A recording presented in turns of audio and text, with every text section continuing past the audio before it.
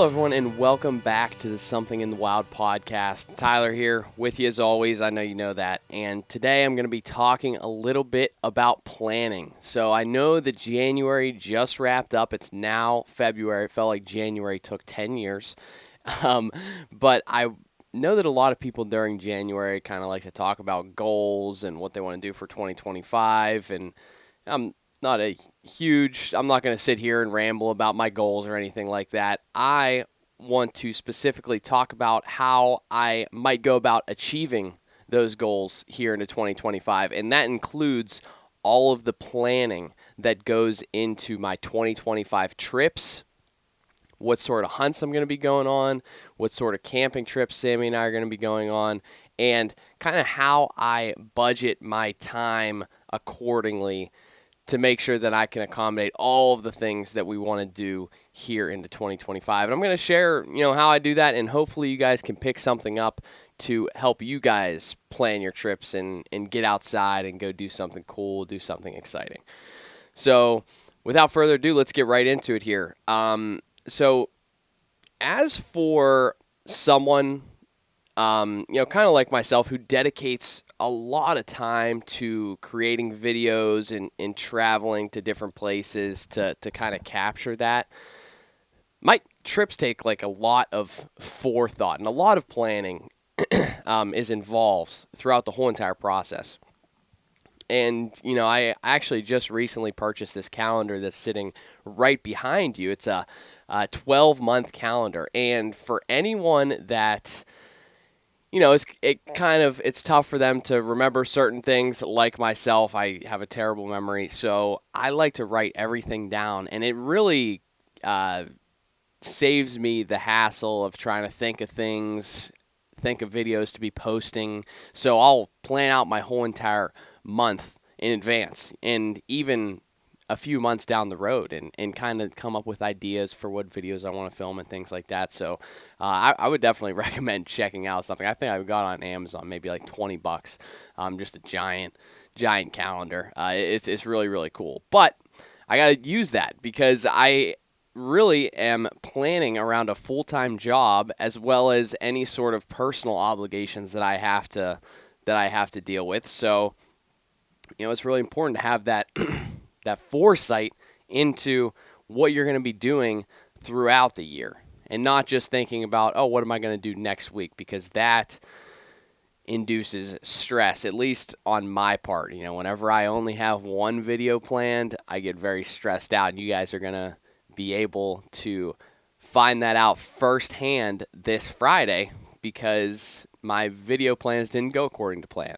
And I had to pivot and try something different. And that happens. I mean, that is just a part of the human experience where you plan to do something, doesn't end up working out. What are you going to do? Are you going to sit there and mope and cry about it, or are you going to go out and do something else? And that's what I did.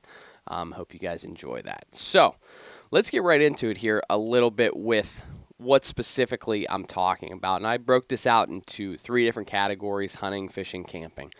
Those are kind of the 3 main things that I usually do. I'll sprinkle some cooking videos in there and things like that to save myself from maybe a week of travel. If something comes up and, can't quite make it out to where I was planning on going, I'll throw together a cooking video, gear video, something like that to keep things moving, keep things interesting for you guys. But first things first is hunting. So the biggest things that I am planning here in 2025 are my longer trips. That's kind of what I plan my whole entire year around, is my longer hunting trips. And I usually do 2 of them a year. Last year was 2 times out in Colorado. This year, I'm still up in the air about what I want to do. I have points in Montana. I could go out to Colorado again. I was thinking about possibly Utah, applied in Arizona, applied in New Mexico, have some Kansas points as well for whitetail. So, the options are absolutely there, and I'm just turning it over in my head, trying to figure out what I want to do. But you got to figure that out, first and foremost. I mean, draw season is here right now for Western big game. Idaho has already taken place. Arizona is open. New Mexico is open. And a funny story about Idaho. So I, I'm not sure how familiar you guys are with the whole Idaho draw process, but they have an over-the-counter big game quote unquote draw at the beginning of, I believe it's December or like middle December, something like that. And I was completely unprepared. And shame on me. I'm talking about preparation. I was completely unprepared for this, but shame on me. Uh, basically what happens is you put your name into a raffle system. You get assigned a number, and that number is your spot in line.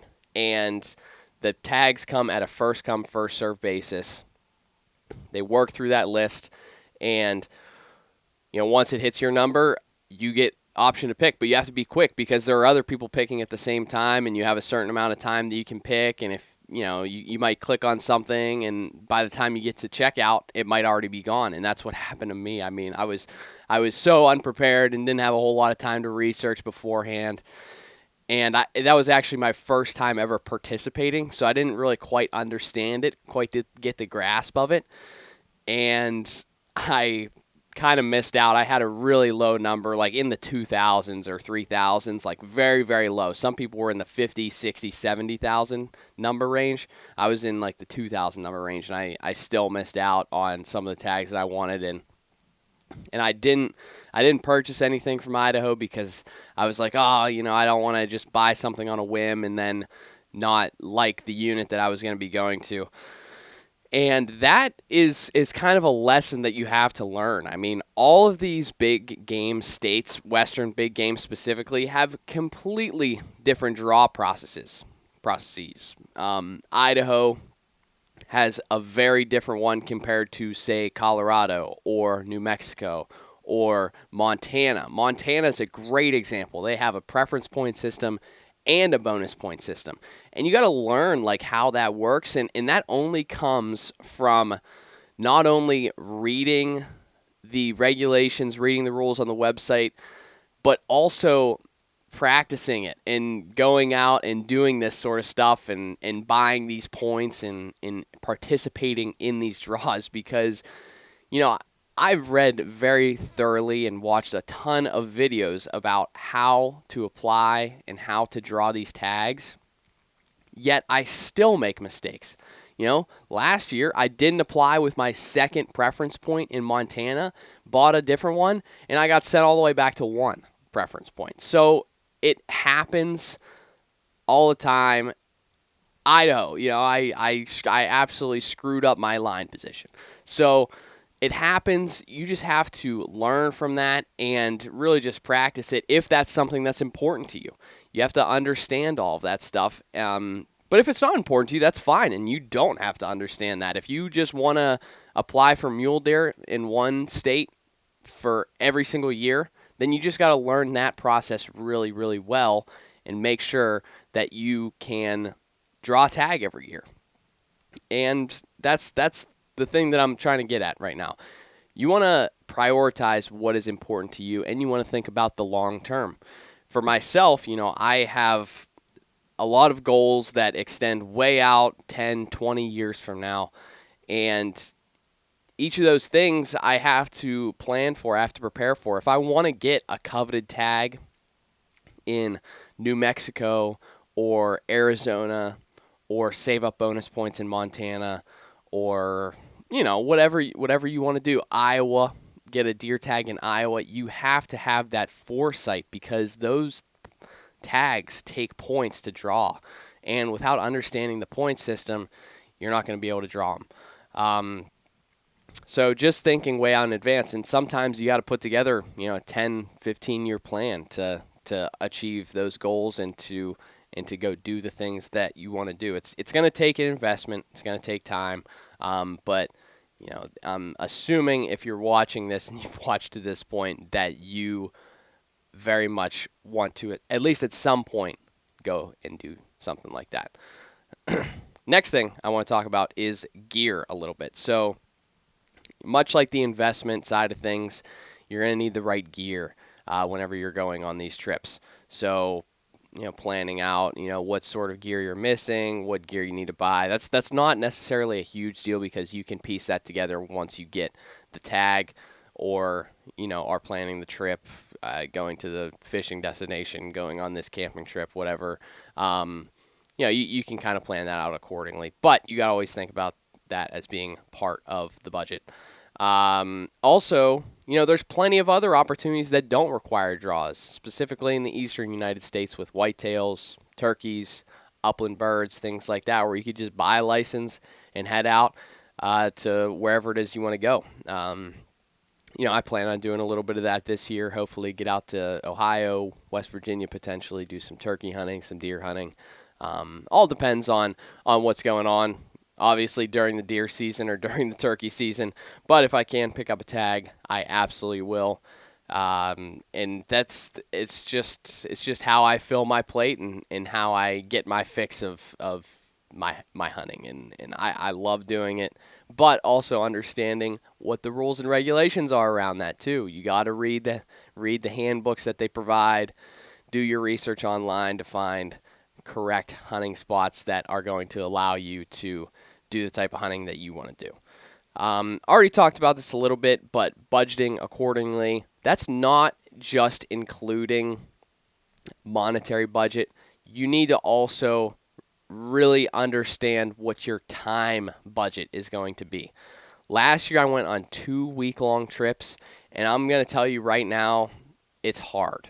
It is hard to be away from home for 2 weeks, 2 full weeks out of the year, be away from, wife, fiance, girlfriend, family members, children. If you have kids, you need to understand that psychological commitment too, because it's definitely real. And if you're not 100% committed to it, you might leave early and, you might not fill your tag.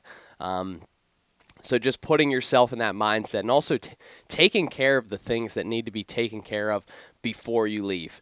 For myself, that's work. That's work obligations. That's video obligations. If I need to put out a video whenever I'm gone, I have to record that before I leave and edit it and do all of that stuff, including the podcast and including all of that stuff. So editing and putting those videos, scheduling those videos out, making sure that you have a good, solid relationship with your significant other before you leave. I can't tell you how many times someone might, get in a fight before they leave, and then they're like, oh, I need to go back. I need to, figure things out. You want to make sure that you have everything dialed in, not just your gear, not just your car, but you also want to have your relationship dialed in before you leave, because it is absolutely crucial. You don't want to be out there feeling guilty about being out there and, leaving your significant other behind. It's just not conducive to success. Your mind's going to be in other places. You want to be 100% focused on what it is that you're doing. And that's how you get the most enjoyment out of it, honestly, in my opinion. Whenever things are great at home, things are going to be great out there. Whenever things are bad at home, they're going to be bad out there. It's just how it is. Also, you want to include your travel cadence. How often are you going to be traveling? Like I said, 2 weeks out of the year last year, it was a lot. It's not that I can't handle it, but I'm just saying from experience, 2 weeks away from everyone, it's tough. How often are you going to be traveling? Are you going to be going out every weekend? Because that might not be a sustainable option. It might not be sustainable to drop everything and leave on Friday night and get back Sunday night. Leave Friday after work, get back Sunday night. You missed out on 2 nights at home. You might need to change your oil in your car, or you might need to clean the house or whatever. Make sure that you understand your travel cadence and that it is a sustainable option and you're not feeling guilty by being gone for extended periods of time. Said about this earlier, I'm going to say it again. Understanding the regulations for each state. Examples for, say, Wyoming or Alaska. Wyoming, if you're hunting out in Wyoming and you want to go hunt on wilderness areas or in wilderness areas, you have to have a resident or a guide accompany you. and it's kind of a pain in the butt, but that's just a regulation that you need to take into consideration. And that comes from just reading the regulations for each state that you're going to be going. Not saying that you got to read the regulations before you apply, but it would definitely be helpful to know that information before you spend all of this time trying to draw a tag, just to find out that your hunting is severely limited because you can't go into a wilderness area, say in Wyoming, without hiring a guide. Same thing with Alaska. That's a little bit different story, because if you're going up to Alaska for a hunting trip, I'm assuming you're very, very dedicated to the craft, and or you are hiring a guide and they're going to take care of that sort of stuff for you. But Alaska's got similar regulations with guides and things like that. So just understanding, reading through the regs, and familiarizing yourself with what that state looks for in their hunters. Understanding season dates, too. If you're going to go, say, elk hunting, early season elk hunting, and you're also going to go early season mule deer hunting, and you're going to go, say, 1 week and then the next week, you got to think about that. You got to think, okay, can I, from work, take 1 week off, come back for 1 week, and then go another week, or even take 2 weeks off in a row? That's a great question that needs to be asked before you apply for these tags. Got to understand the season dates when your planned hunt falls, and if you have enough time to either recoup what you're doing and catch up with what you're doing in between times, or just take that all in one big lump sum, and if you can mentally handle that amount of hunting. It's tough out there in the backcountry, man. It's tough to be gone for a week, but if you think you can do it, more power to you. Go ahead and do it. Test your boundaries. That's what this whole entire hunting thing is for, is to test what you think you can do and challenge yourself. Also, take into consideration any other things that you want to do while you're taking these trips. Not every single second of the day has to be dedicated to hunting. You can do other things. You can go on, little fishing kind of trips, or you can, visit certain places if you really want to visit certain places. For example, myself going out to Colorado, I love fishing. So during the September elk season, I love to, get my fly fishing stuff out and do some fly fishing whenever we are not out hunting and doing that sort of stuff. So, so trying to plan that stuff in advance as well. All right, so that is kind of my spiel on hunting. Now let's get into the fishing side of things. So, again, the same exact things apply as far as budgeting's concerned, time commitments, time management, things like that. But this is another thing that you got to consider that kind of comes into play whenever you're fishing, and that's target species. It's similar to what sort of animal you're going to be hunting. Fishing, same exact thing. What are you going to try and target? What state are you going to go to?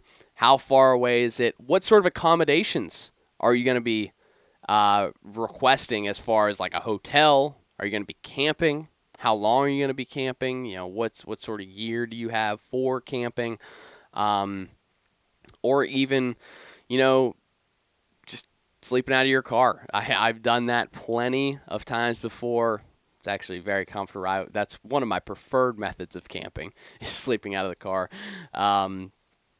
But, you just got to take that stuff into consideration whenever you're fishing. And, obviously the gear, travel distance, travel cadence, it's all very, very similar whenever you're planning that stuff out. So make sure you plan it out, man. It's crucial to, figure out what you want to do for the year and making a plan to make that happen. I always say, and I've always said this, that preparation breeds confidence. Whenever you're prepared to do something, whenever you have the foresight to think things through, you're going to have the confidence whenever that date rolls around to make it happen, to get out there and go do the things that you want to do. Whenever I'm not prepared for something, I am so not confident in the plan. it's crazy. It's criminal. Like I'll go deer hunting or something and I don't have confidence in the plan. I might not even go. If I have a weekend dedicated to go deer hunting or to go trout fishing or to go ice fishing and I don't have a good plan and I haven't prepared the way that I would like to, I feel so guilty for going because I just know that I'm going to waste my time. So why would I put myself through that angst and anxiety and instead just plan it out and understand what the plan is and what's going to happen. It's crucial in my opinion, and I can't overstate that enough. All right, wrapping up fishing, let's get into camping a little bit. And camping is much different than both hunting and fishing in the fact that you can do it all year, all states, no season limits. You can do it in the winter. You can do it in the summer, although I would much prefer the summer whenever I'm camping.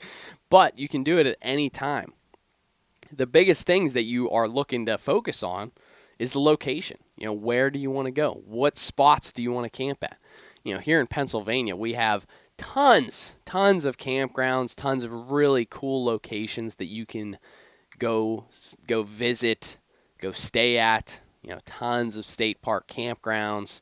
It's a really great state for that. Other states are just the same. They have tons of campgrounds all over the place.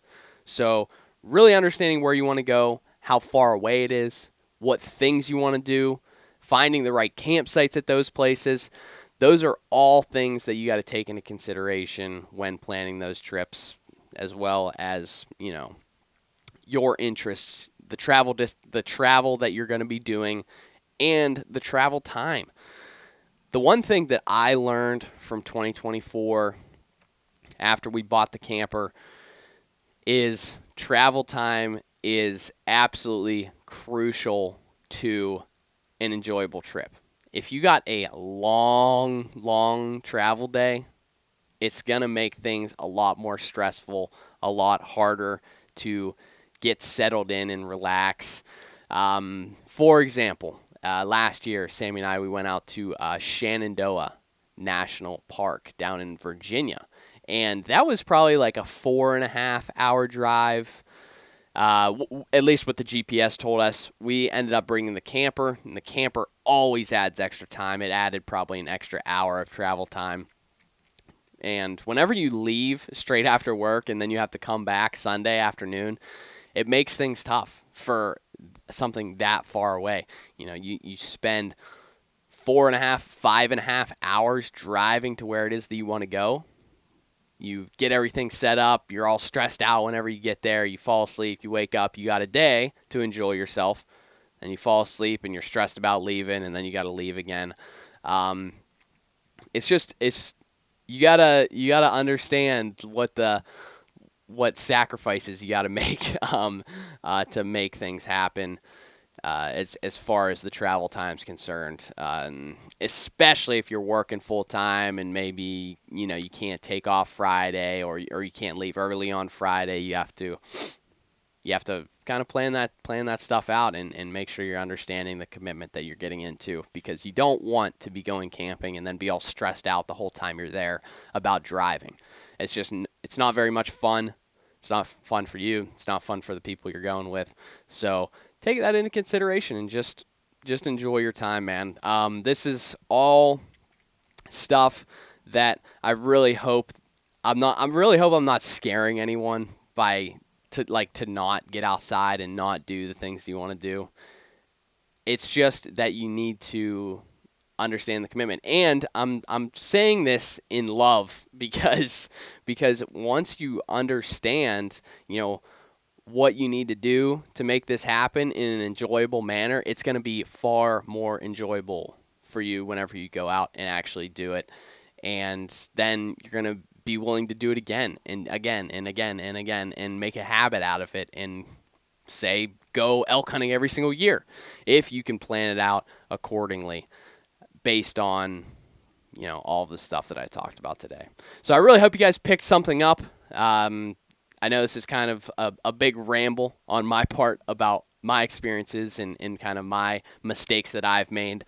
But that is absolutely the key to the puzzle, is making your own mistakes and learning from those mistakes, adjusting your plans, and adapting accordingly and not making those mistakes again. So thank you guys so much for watching. Stay tuned this Friday. We have an awesome video coming out. A little bit of ice fishing, a little bit of deer hunting. It's going to be great. Thank you guys so much, and make sure to keep it wild.